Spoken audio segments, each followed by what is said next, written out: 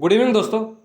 आज की न्यूज दोस्तों अत्यंत ही मज़ेदार है और थोड़ी सी चौंकाने वाली भी है, क्योंकि दुनिया का सबसे सेफेस्ट प्लेस किसी भी कंट्री का वह प्रेसिडेंट हाउस, संसद या फिर पीएम हाउस माना जाता है। परंतु एक कंट्री ऐसी भी है जहां पर क्या होता है कि पीएम हाउस से वहां का ऑडियो लीक हो जाता है। जी हाँ दोस्तों, आप सही सोच रहे हैं, पाकिस्तान का ही ऑडियो लीक हुआ है।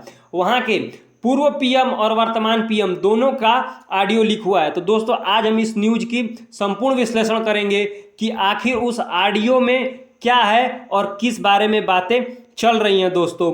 ठीक है दोस्तों, तो आइए इस न्यूज का हम संपूर्ण विश्लेषण कर लेते हैं। इस न्यूज में केवल और केवल 3 पात्र हैं, शहबाज शरीफ, मरियम नवाज जो कि चित्र में दिख रही हैं, और एक है इमरान खान। ये लोग सारे मिलकर क्या कर रहे हैं, अपने परिवार के बिजनेस को बढ़ाने की बातें कर रहे हैं। तो दोस्तों आइए देखते हैं कि पाकिस्तान के पूर्व पीएम इमरान खान सत्ता गंवाने के लिए, जो कि वह गवा भी चुके हैं, उनका ऑडियो लीक हो गया है, जिसमें वह यह प्लानिंग कर रहे थे कि सत्ता गिरने का दोषारोपण विदेशी साजिश को बताएंगे और लोगों को अपने साथ कर लेंगे, इसे राजनीतिक मुद्दा बनाएंगे और चुनाव जीत जाएंगे।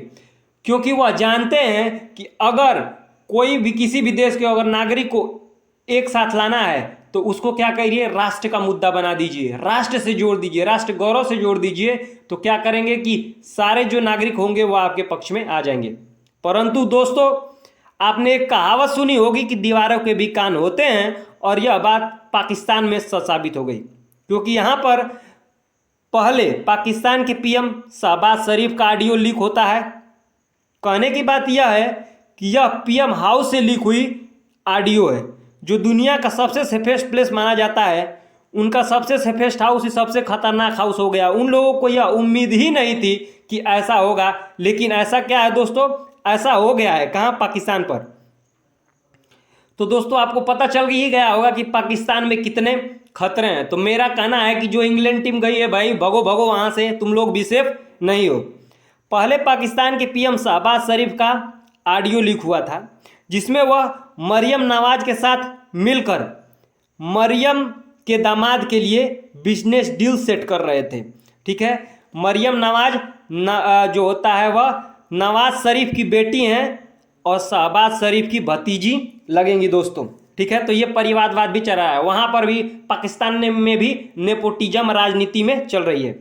अगर ऑडियो लीक की बात करें तो यह डील, मतलब जो ऑडियो लीक हुआ है उसमें क्या डील हो रही है, तो डील हो रही है भारत से मंगाए जाने वाला एक बिजली संयंत्र के मशीनरी की।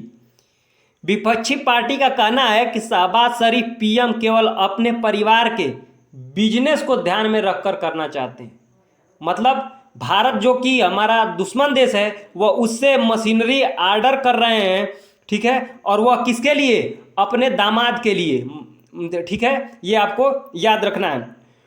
उन्हें देश से कोई लेना देना नहीं है, वह केवल और केवल परिवारवाद और अपने बिजनेस को आगे बढ़ाना चाहते हैं।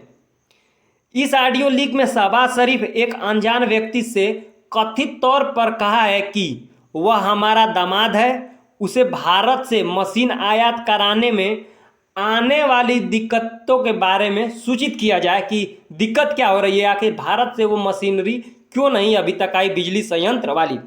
अगर विरोधी पार्टी की बात माने तो दूसरा जो शख्स है, जो दूसरी तरफ से बातें सुन रहा है, उसने इस काम को कराने के लिए शहबाज शरीफ को पूर्व वित्त मंत्री इसाक डार से कराने की सलाह दी है कि इसाक डार से कराइए, जिसे वह क्या करते हैं, बाद में मान लेते हैं कि ठीक है हम उसी से कराएंगे। तो ये ऑडियो लीक हुई है। ये किसकी ऑडियो लीक हुई है? यह शहबाज शरीफ जो वर्तमान में पीएम है, उनकी ऑडियो लीक हुई है।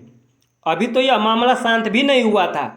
कहने का मतलब कि लोग जो होता है वो इनसे थोड़ा सा बॉयकॉट चला रहे थे कि पीएम से हटे, इमरान खान को पीएम बनाया जाए।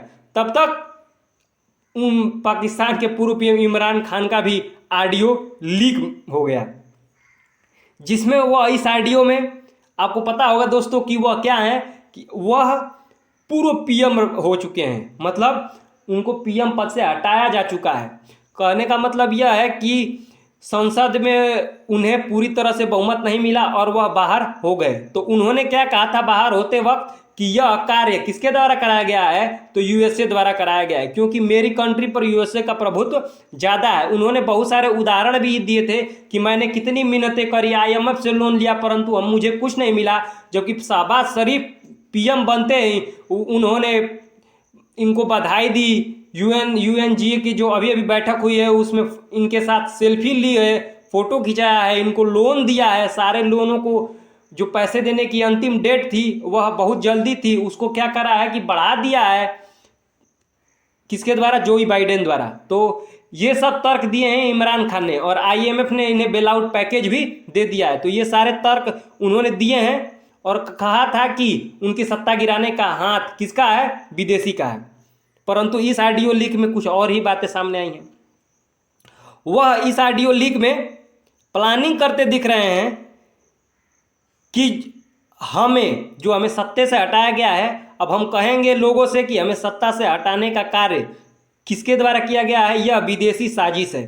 परंतु ऐसा कुछ नहीं है, क्योंकि यह प्लानिंग कर रहे हैं कि इसे राष्ट्र का मुद्दा कैसे बनाया जाए। कौन प्लानिंग कर रहे हैं? इमरान खान प्लानिंग कर रहे हैं कि इसे राष्ट्र का मुद्दा कैसे बनाया जाए, ताकि लोगों में जो है उनके प्रति सहानुभूति जग सके। और लोगों में अगर राष्ट्र की भावना जग गई तो वो क्या करेंगे कि शहबाज शरीफ को पीएम पद से उखाड़ कर फेंक देंगे और चुनाव में मुझे पुनः पीएम नियुक्त करेंगे। ये किसका ऑडियो था? ये किसका ऑडियो लीक हुआ था? ये ऑडियो लीक हुआ है इमरान खान का, जिसमें वह साफ साफ कहते हुए दिख रहे हैं कि अब हमें प्लानिंग ऐसी करनी है कि ये जो हमारा दाव है कि हमें सत्ता से हटाने का काम यूएसए का है, उसे राष्ट्रद्रोह के रूप में कहने का मतलब है कि राष्ट्र के भावना के रूप में लोगों को के मन में डाल देना है कि पाकिस्तान में वहाँ के पीएम का न चलकर दूसरे कंट्री का चलता है। एक तरह से पाकिस्तान यूएसए का उपनिवेश है। जैसे कि ही लोगों में यह बात पहुँचेंगी, लोगों में रोष आ जाएगा और जो वर्तमान पीएम है शहबाज शरीफ को उनको पद से हटाएंगे और चुनाव में पुनः मुझे वोट देंगे। तो ये थी दोस्तों आज की हम लोगों का विश्लेषण कि कैसे पाकिस्तान के जो वर्तमान पीएम है और इमरान खान है वह सत्ता हासिल करने के लिए और एक लोग बिजनेस डील करने के लिए क्या क्या कर रहे हैं। तो होप करता हूं दोस्तों आपको विश्लेषण अच्छा लगा हो। अगर आपको विश्लेषण अच्छा लगा हो तो क्लास को लाइक, सब्सक्राइब और शेयर करना न भूलें।